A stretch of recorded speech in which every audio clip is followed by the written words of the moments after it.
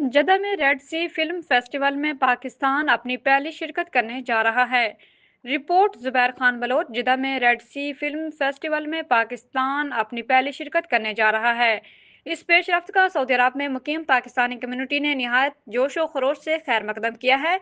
वाज़ेह रहे कि ये शमूलियत वली अहद शहजादा मोहम्मद बिन सलमान के विजन 2030 के आइन मुताबिक है, जिसमें सऊदी अरब में मौजूद मुख्तलिफ ममालिक और सऊदी अरब के अवाम के दरमियान सकाफती हम आहंगी इजहार किया गया है।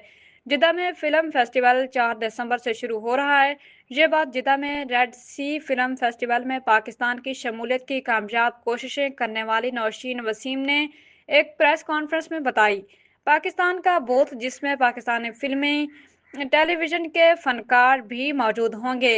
नौशीन वसीम, जो इवेंट मैनेजमेंट का काबिल एतबार नाम है, उनकी काविशें काबिल तहसीन हैं। रेड सी फिल्म फेस्टिवल गुज़श्ता 5 साल से मुनाकिद होता है, जिसमें तमाम ममालिक भरपूर शिरकत करते हैं। पाकिस्तान इस फेस्टिवल में नौशीन वसीम की काविशों से शामिल हुआ है, जो पाकिस्तानी सकाफत और सऊदी अरब से कुर्बत को मजीद मुस्तहकम करने की एक कामयाब कोशिश है।